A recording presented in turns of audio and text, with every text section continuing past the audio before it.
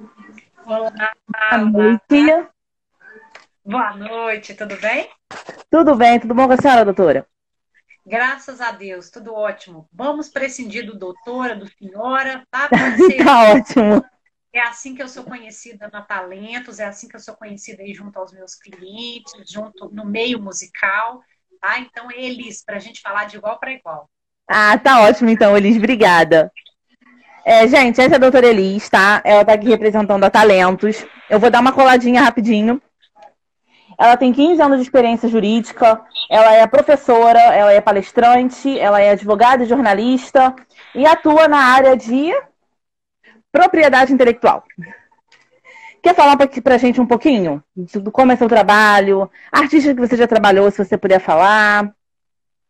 Bom, então, primeiro você viu que você teve que dar uma coladinha aí na propriedade intelectual, né? É que esse Sim, termo sim. ainda é muito pouco conhecido, né?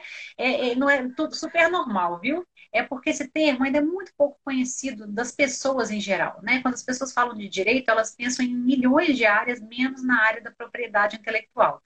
O que é a propriedade intelectual? É a área que protege as nossas criações intelectuais de todas as naturezas. Então, por exemplo, as marcas, que são os nomes que a gente dá para os produtos, né? As patentes, que são os registros de invenções aí na área industrial, e os direitos autorais, que é o que nos interessa aqui nessa noite, que é o registro aí das obras artísticas, tipo música, cinema, pintura, escultura, literatura, esse tipo de coisa, sabe?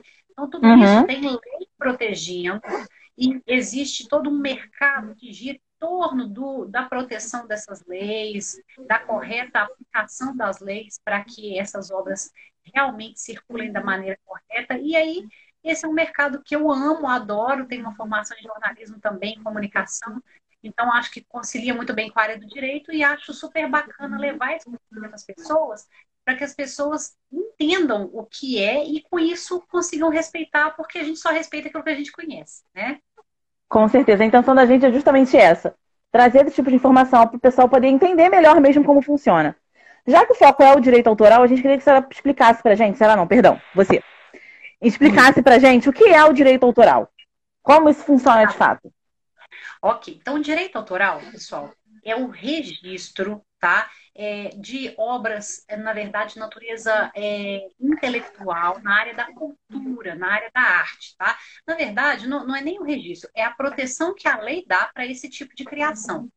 Esse tipo de criação, gente, e aí estou falando de pintura, escultura, literatura, cinema, teatro, dança, música, textos literários de qualquer natureza, esse tipo de criação, a lei que rege diz que desde o momento em que o autor cria, ele já é considerado autor.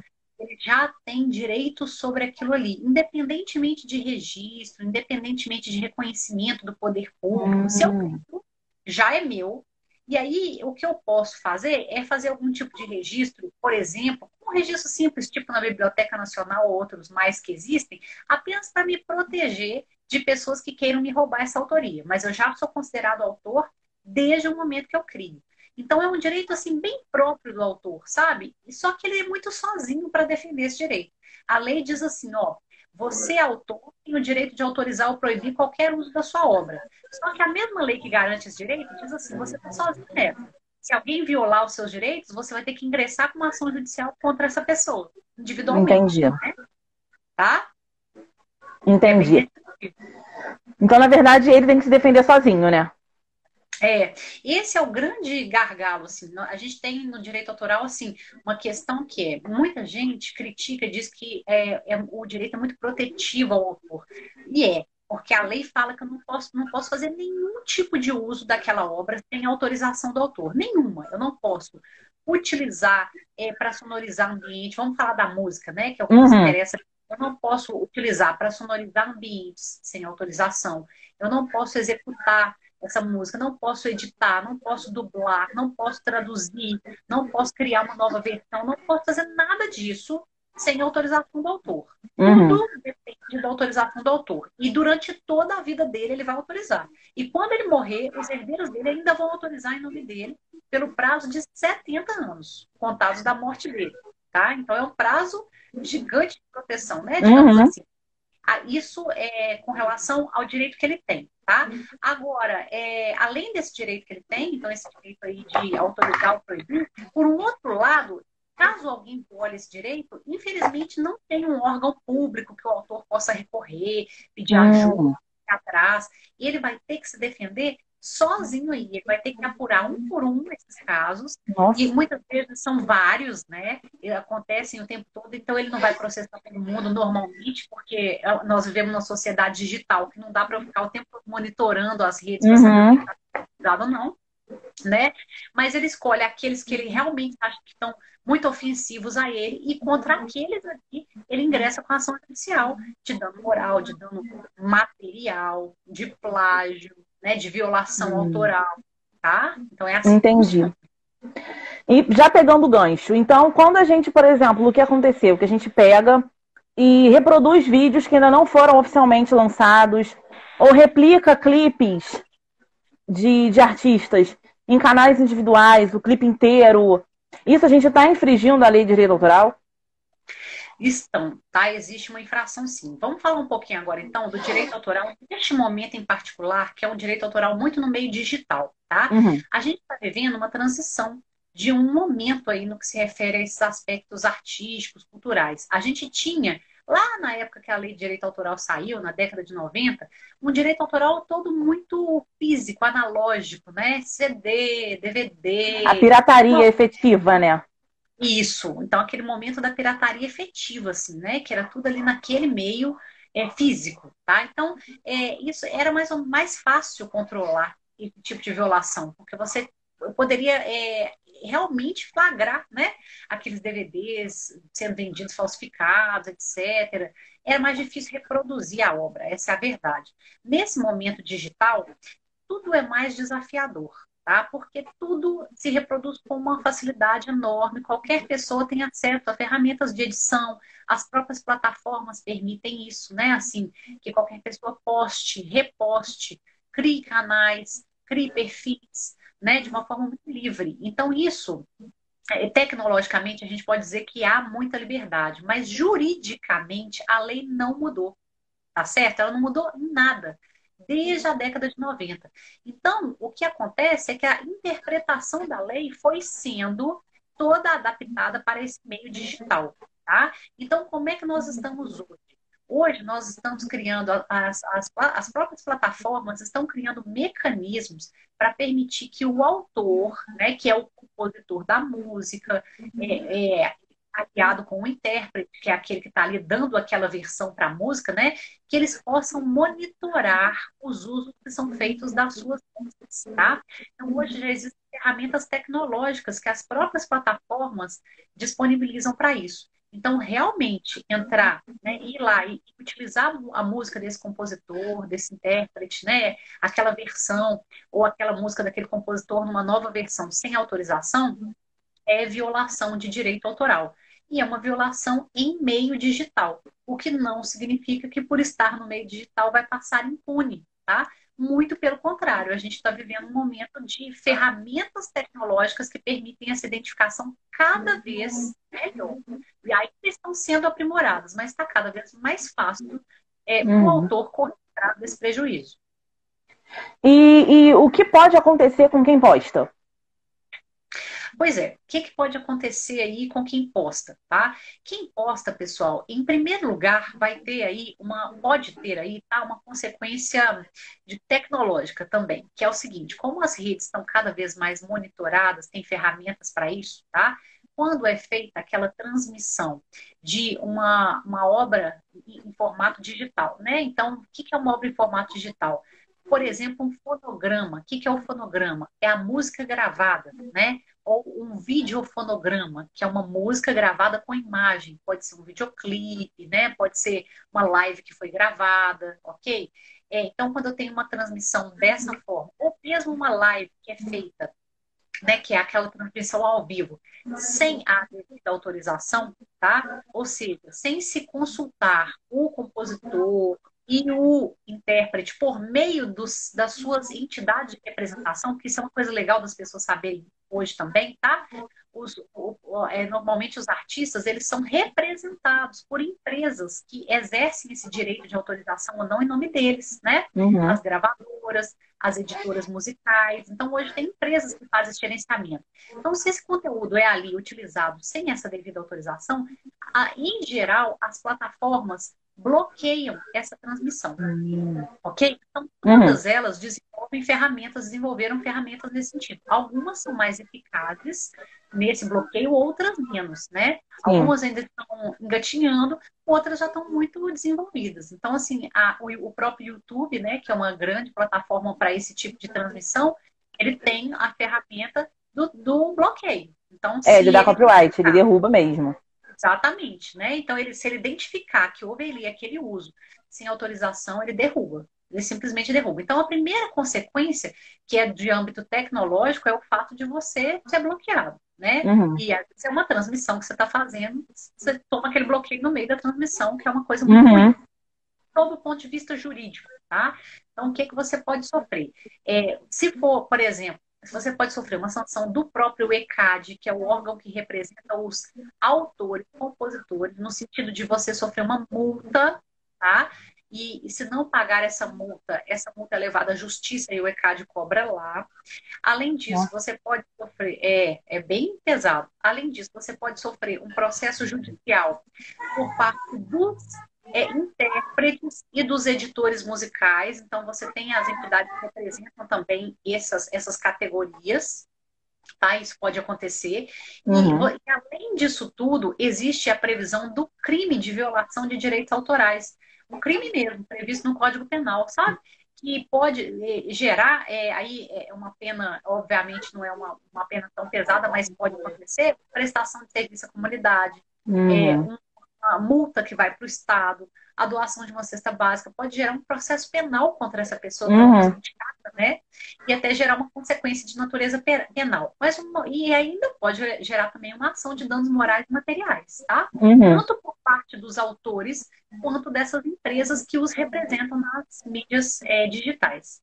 Então, pegando o exemplo do Guilherme no caso, tanto ele quanto a Talentos poderia entrar com uma ação contra qualquer um que tivesse feito algo nesse sentido.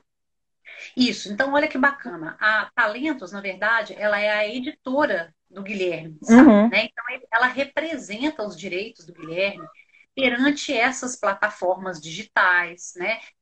Na verdade, perante qualquer pessoa que queira utilizar as obras dele, né? Uhum. Então, assim, tanto a Talentos quanto o próprio Guilherme, né? E normalmente o Guilherme, como artista, delega isso a Talentos, pode representar contra essas pessoas que fazem esse uso ilegal, né? Independente Uhum. das próprias ferramentas que as plataformas têm. Não é assim? E aí, agora o mais legal de tudo não é nem esse lado assim, só jurídico, não. É a gente pensar Uhum. o seguinte, tá? É pensar também na questão da nossa educação autoral. Então, vamos falar de educação autoral, né? Então, se a gente gosta de um artista, se a gente tem aquela, né? Como é o caso, vocês estão no fã-clube, né? Tem todo aquele trabalho sobre a carreira daquele artista. Imagina a situação de você, de alguma forma, mesmo sem querer, né? Por alguém que é fã, né? Imagina assim, se ver numa situação de tirar direitos desse autor. Porque no É momento, exatamente esse o ponto que a gente queria chegar. O né? quanto pode ser danoso para ele quando a gente tira dele. Se você deixa de acessar o canal oficial daquele artista, né? Se você deixa de contribuir para o progresso da carreira dele, principalmente no momento em que os artistas estão vivendo desse meio digital, porque a gente está no meio de uma pandemia e não estão acontecendo shows. Então, assim, os shows que acontecem são lives aqui, né? E o canal de distribuição que os artistas têm nesse momento não é mais físico, é exclusivamente digital. Então, se você tira o foco disso, se você não faz as coisas pelos meios oficiais, você retira do autor que você gosta, que você ama, a possibilidade dele ser remunerado pelos streamings, né? Que são as visualizações que aquele canal vai ter, que aquela plataforma vai ter, né? Enfim, os downloads que Uhum. podem ser disponibilizados por ali, dependendo da plataforma. Então, assim, tem um lado daí que é muita questão, assim, do entender o porquê, sabe? O porquê de se respeitar. Porque aí, ao invés da gente falar assim, eu vou respeitar porque eu não quero sofrer um processo judicial da Uhum. Talentos, né? Muito provavelmente a Talentos não vai processar Não, ninguém, com né? certeza. E não é esse o objetivo, não é assim, né? O objetivo dela é promover o trabalho ali daqueles autores, né, que estão ali. E o autor, o que ele quer, no fundo, é mais do que ninguém, é ver a música dele circulando amplamente, né? Só que Uhum. pelos canais oficiais. Porque esses canais oficiais são aqueles locais que o autor pode contabilizar. O artista pode contabilizar os acessos, pode contabilizar as visitas, pode centralizar a conversa com os seus fãs, né, com Uhum. os seguidores.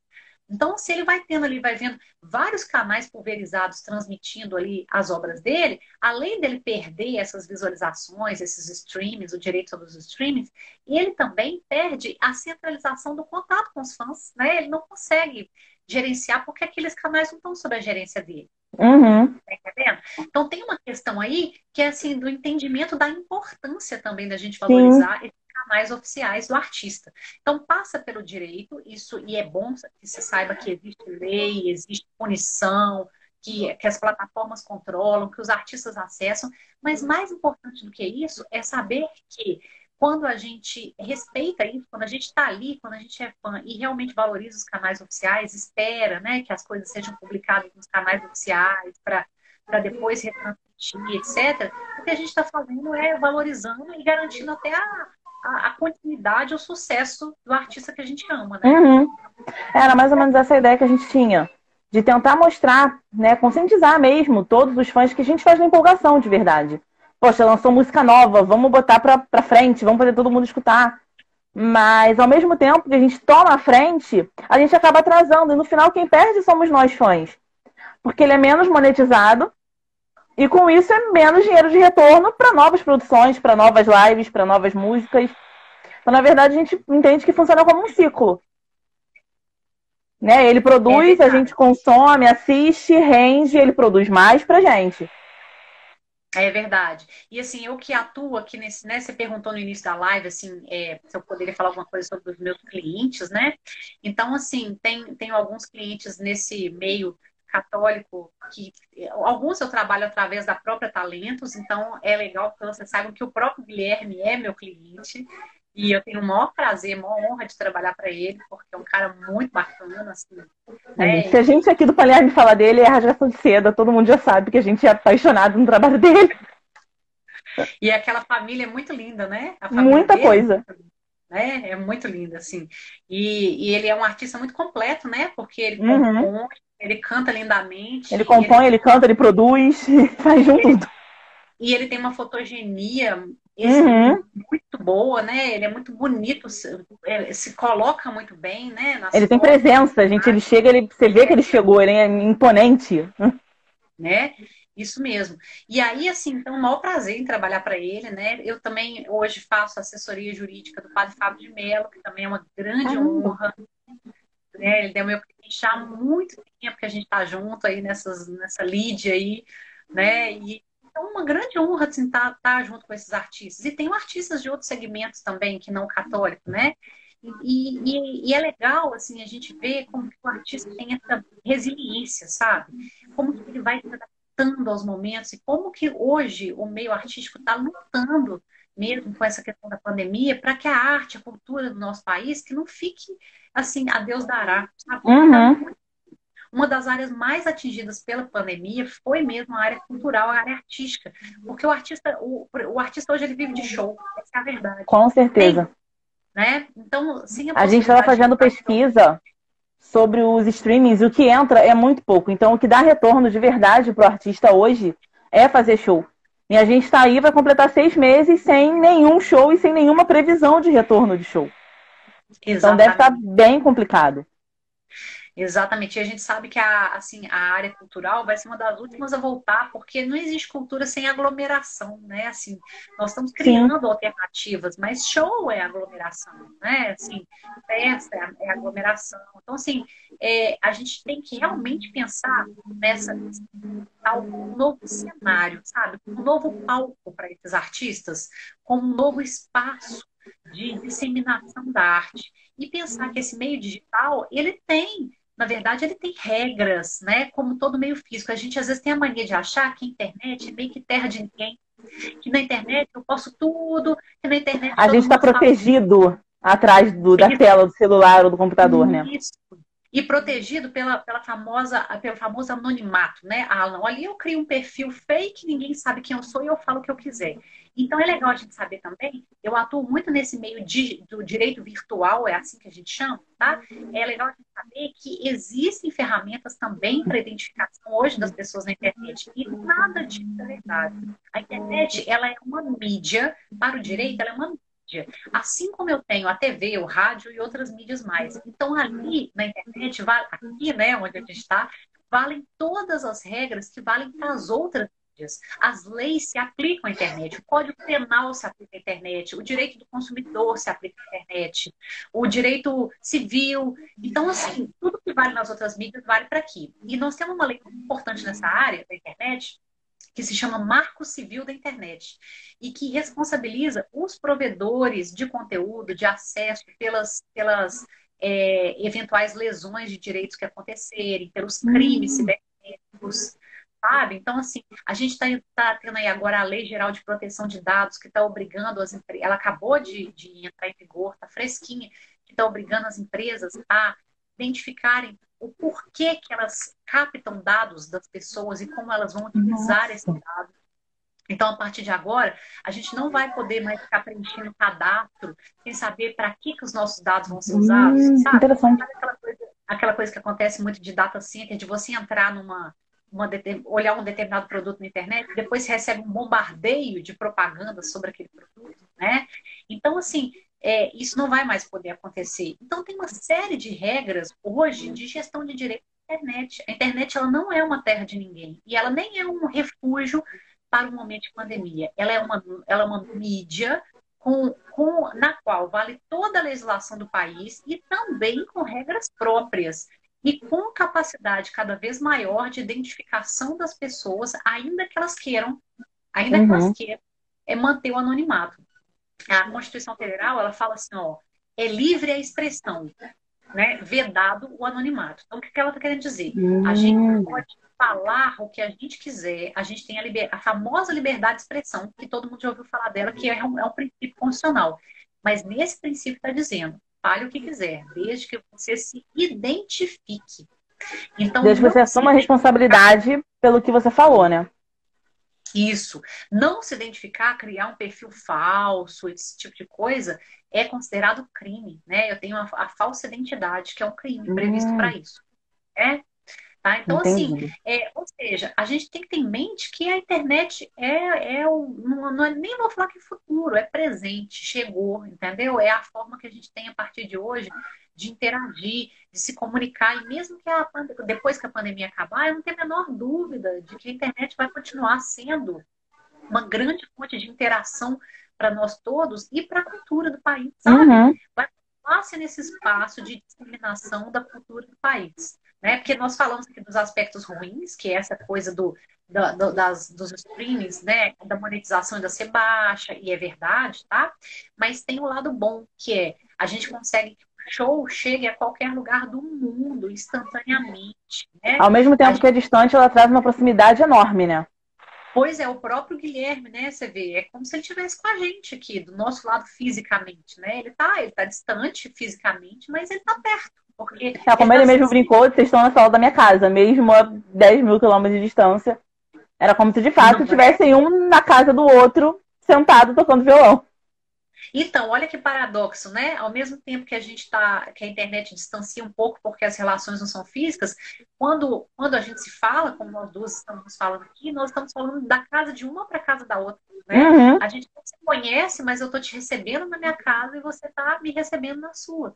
Né? Inclusive, assim, e de uma maneira muito humana, né? Porque, por exemplo, eu ouvi alguns sons aí na sua casa. Tem pessoas com você. Então, na hora que eu entro na sua casa, eu tô entrando na sua família, nas pessoas que moram com você. Assim como você aqui comigo, né? Eu tenho duas filhinhas pequenininhas, uma de 1 ano e meio e outra de 4. E assim, fiquei rezando. Entendo. para elas dormirem antes da live, porque senão seria a mesma coisa. Vocês estariam ouvindo aí todo o meu background aqui de crianças o tempo todo, né? Eu tenho um filhinho de 5 anos, o pessoal que tá aqui, que já viu meu perfil, já deve ter visto ele por aí. Ele deve estar vendo desenho, alguma coisa assim com o pai na sala, para eu poder estar aqui no quarto mais sossegada. Não é? Então é Senão assim, ia ter uma cabecinha aqui do meu lado. não é? É uma loucura, assim, as relações, elas estão, assim, estão realmente mudando muito rapidamente com esse meio digital. E nós, né, como amantes da cultura, né, vocês em especial, como um fã-clube de um artista que é tão bacana, assim, né, a gente tem que estar antenado para essas mudanças que essa pandemia e que esse momento que a gente está vivendo estão exigindo da gente, individualmente, sabe? De Acho que cada um de seria uma nós. mudança mais gradativa que a pandemia acabou forçando a ser uma mudança brusca, né? É exatamente isso. Na verdade, a pandemia, ela só acelerou grandemente, é verdade, mas acelerou um processo que já estava em curso, sabe? Né? Já havia esse processo, só que ele foi assim, foi realmente acelerado pela pandemia. E aí, com isso, o direito autoral está acompanhando essa evolução, sabe? Então, assim, Uhum, é, se a lei não foi modificada, porque modificar uma lei é uma coisa muito complexa, sabe? Depende de muitos fatores, não apenas jurídicos, da tramitação lá no Congresso, mas políticos também, do governo que está em curso, se ele é contra, se ele é a favor, etc., qual classe que ele defende mais. Então, tem muitos aspectos aí na mudança de uma lei. Então, uhum, se a lei não foi modificada, e na verdade não tem muita perspectiva de a curto prazo ser modificada, a gente pode dizer assim que o meio tecnológico está avançando. Então, uhum, estão se criando ferramentas que possam, não em desacordo com a lei, pelo contrário, em respeito à lei, mas possam ampliar a atuação da lei nesse meio digital, sabe? Possam uhum. abarcar essa nova realidade do meio digital. Então, assim, a lei, por exemplo, ela não fala de streaming, mas ela fala de transmissão pública. Ok, o streaming é uma O forma de streaming é uma transmissão, forma. né? Então a gente vai adaptando assim, a gente vai compreendendo, sabe, assim, Vai o que a mudando a lei fala, interpretação da lei, na verdade, né?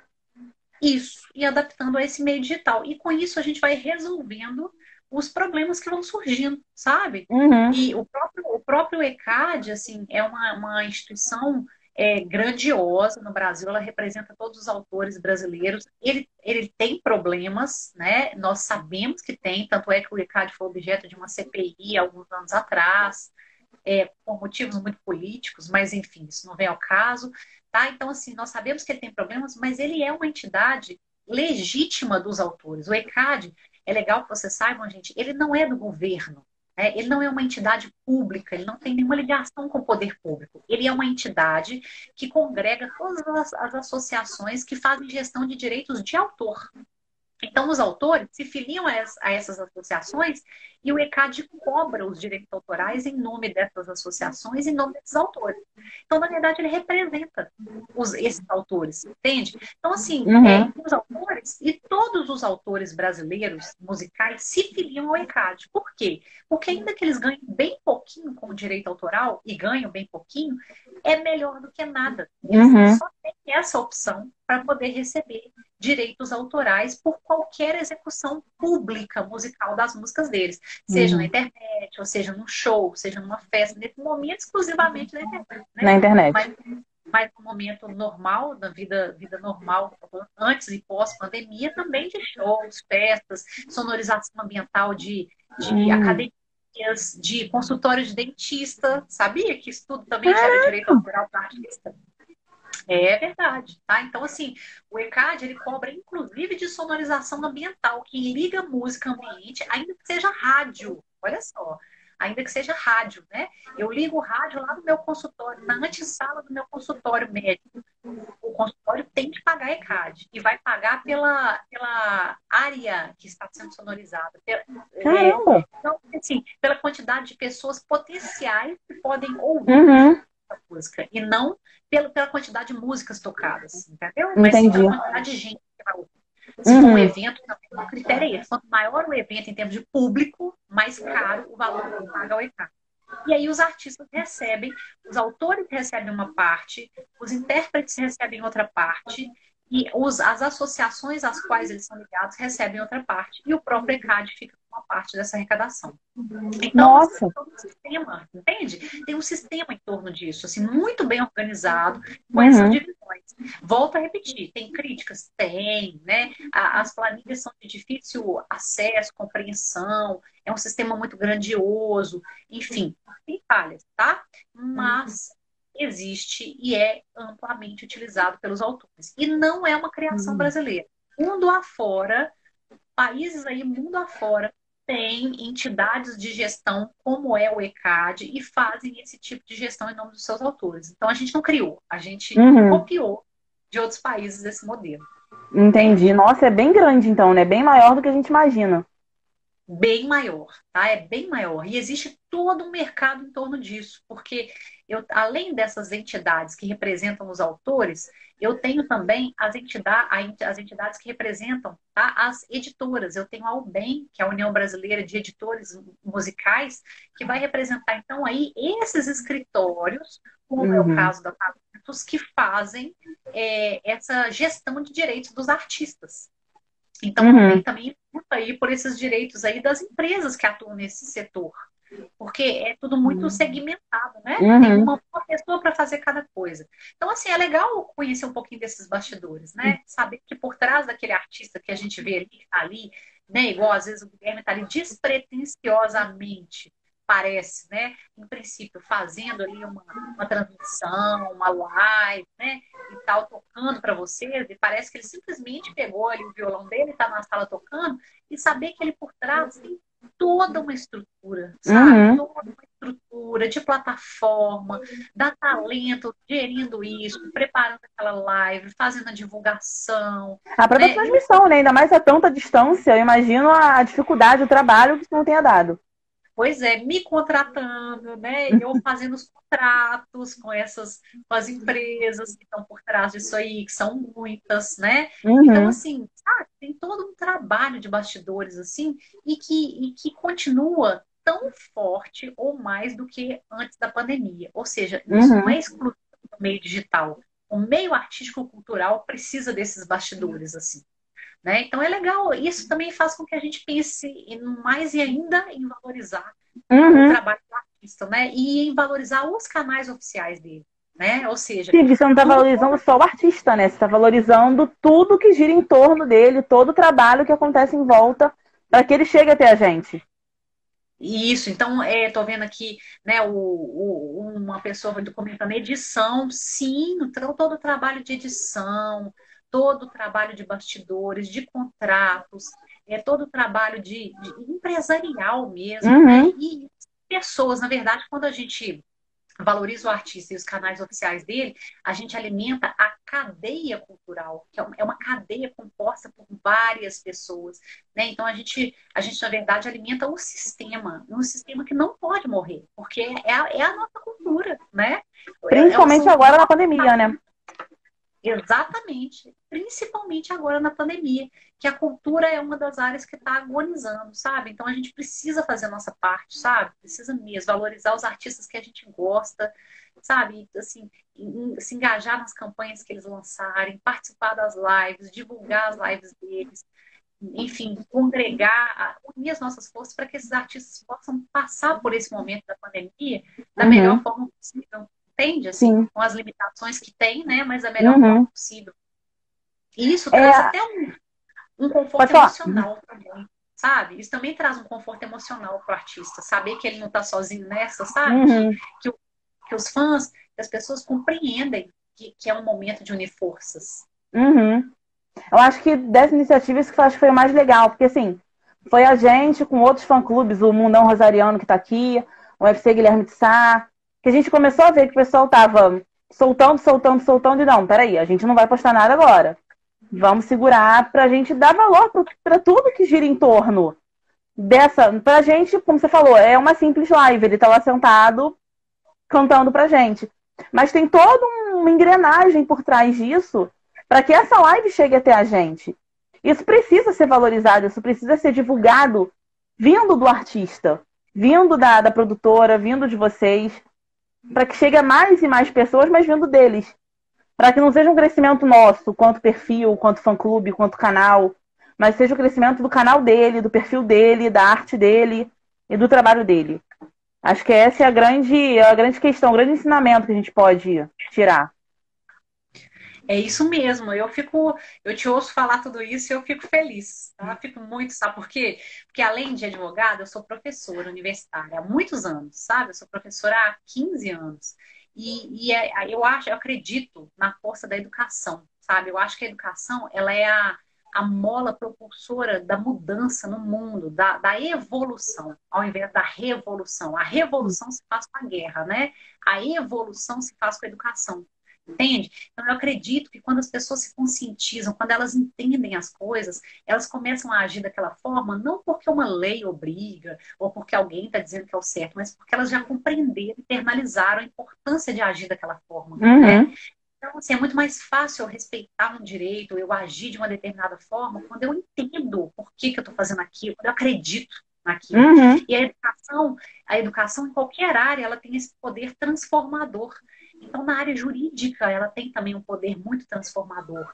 O direito, ele tem que ser uma coisa mais próxima das pessoas, né? As pessoas precisam entender que o direito está ali não para ser uma barreira, um limite que vai fazer com que eu tenha medo e que aí eu vou agir daquele jeito, porque eu tenho medo. Não, o direito está ali para proteger a gente, para poder mostrar até onde eu posso ir, até onde acaba a minha liberdade e começa do outro, né? Para eu aprender a respeitar o outro e aprender a pensar mais em comunidade, coletivamente. Nós temos um problema no Brasil que a gente pensa muito individualmente, sabe? Na verdade, nem é muito culpa nossa. Isso foi resultado da nossa colonização, que foi extremamente agressiva, exploratória, né?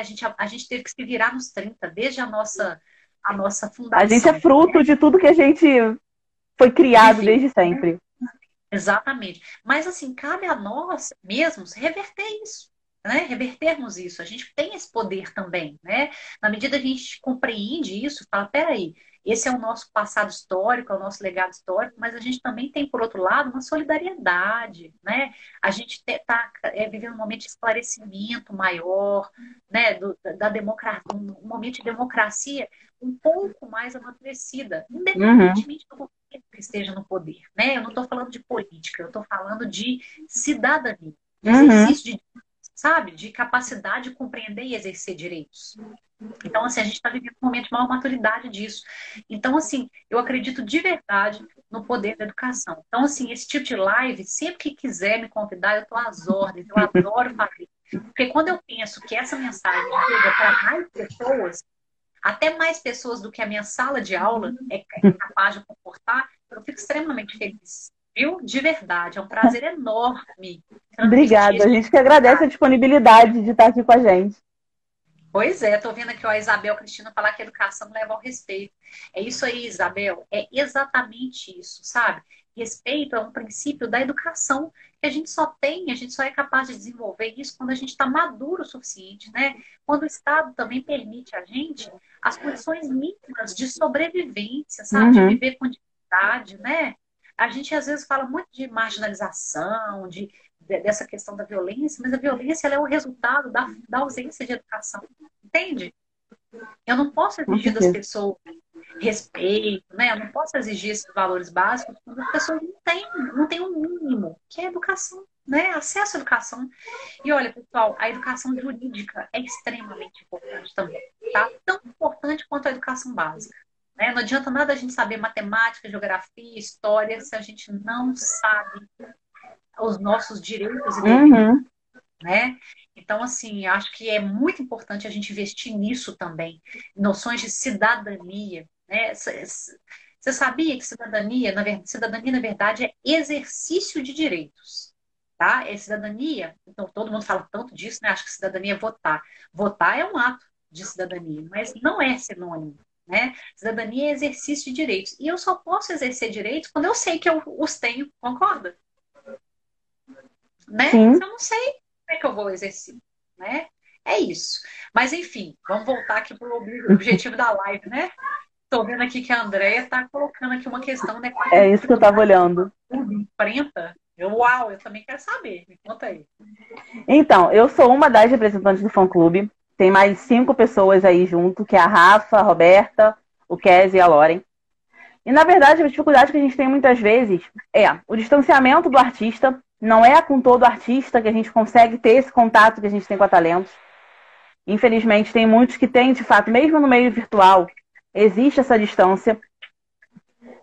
E outra questão que a gente passou, especificamente nessa questão, foi quando a gente levantou a bandeira de não, vamos esperar, foram muitos outros vindo contra. Não só contra a gente, mas contra o próprio mundão, passou por isso também. De que parece que, vocês estão querendo aparecer, vocês querem se passar de amiguinha, vocês não estão preocupados em divulgar o cara. As pessoas entendem justamente o contrário. Então, acho que hoje a maior dificuldade que a gente tem são essas duas. Se o pessoal do fã-clube quiser comentar aí, Rafa, que eu sei que tá aí, botar alguma coisa nos comentários. São essas duas. A distância do artista, que muitas vezes a gente só tem mesmo esse contato de admiração, não tem nenhum contato efetivo, como a gente está tendo hoje. E, às vezes, a falta de compreensão entre os outros fã-clubes. Enquanto tem fã-clubes super parceiros, tem fã-clubes que não estão muito aí. Sabe? Não conseguem perceber o... Como você falou, entender o mecanismo da coisa. Não é só respeitar por medo. Não vou postar porque posso tomar um copyright do YouTube.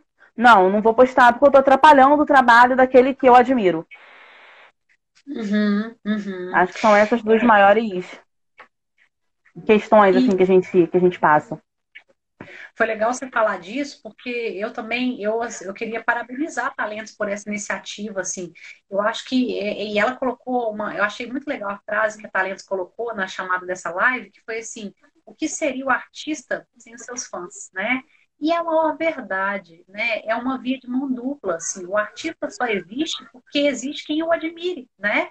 Então, assim, os fã-clubes, eles têm um papel fundamental na vida do artista em todos os sentidos. Então, no sentido da própria produção da imagem de quem ele é, né? No sentido econômico, que é o de consumir a produção cultural dele para que ele sobreviva como ser humano, né? Que ele é, e até no sentido afetivo, emocional, nutre a alma do artista para que ele possa continuar produzindo, entendeu?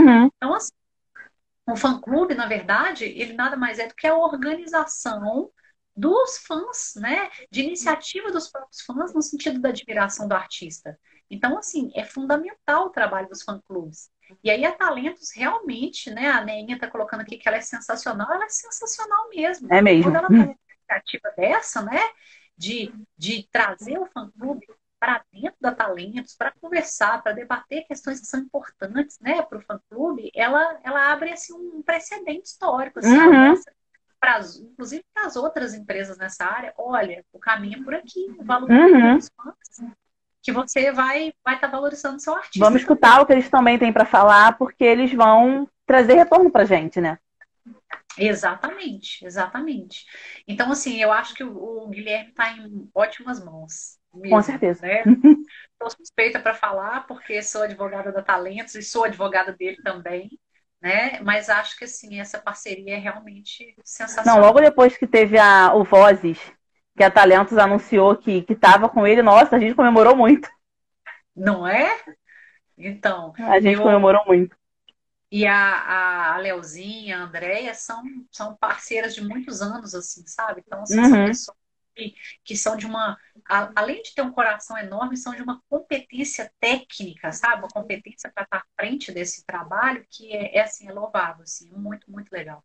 Muito mesmo. Com certeza. Então, se eu puder deixar um recadinho aí para os fãs do Guilherme. Claro, assim, fica à vontade.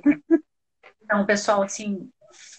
valorizem esse background aí, esses bastidores que estão por trás do Guilherme. Ele não está sozinho nessa empreitada, né? Tem toda uma equipe com ele, trabalhando por ele, para ele e para vocês, porque o objetivo final é chegar até vocês, tá fazendo com que, né, na verdade, o artista cause essa impressão de estar aí na casa de vocês, de estar aí no coração de vocês, de estar acessível, próximo para vocês. Porque eu sei que é isso que alimenta também, né, o fã-clube, né, essa proximidade. Então, assim, é isso, assim, tem um monte de gente trabalhando para que essa relação Guilherme e fãs aconteça, flua, seja maravilhosa e seja recompensadora para os dois lados. Perfeito. Meu tempo aqui acho que tá acabando, infelizmente. Tá dando já aqui, já faltam 10 minutinhos só. Queria Tá aproveitar para certo. agradecer muito, muito, muito a você, a Talentos, por ter aberto essa porta pra gente, de esclarecer todos esses detalhes, todas essas questões que muita gente não conhece, a gente mesmo não conhecia. A gente fez meio que no instinto, não vamos fazer não vamos postar porque é estranho. Mas a gente não conhecia de fato a essência da coisa. E a gente quer agradecer muito a você e a Talentos por isso, por ter esclarecido todas as nossas dúvidas, por terem aberto as portas pra gente, por terem acolhido um fã-clube. A gente de vez em quando perturba a Andréia lá no perfil da Talentos. E ela sempre com muito carinho, muita atenção com a gente. Agradecer muito, muito, muito a vocês.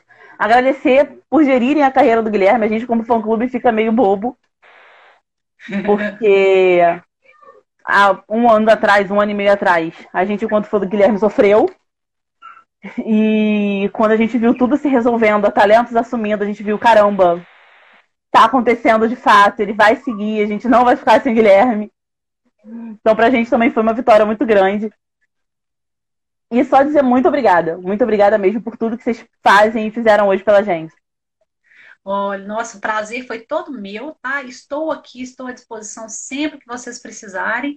E é isso aí, nova fase, né, do Guilherme com a Talentos. Eu tenho certeza que o início de uma nova trajetória, de ainda mais fortalecimento dele como um todo, papel, a imagem, o lado compositor, né? Enfim, tenho certeza que é o início aí de um novo e maravilhoso momento na carreira dele e também na vida dos fã-clubes dele, tenho certeza.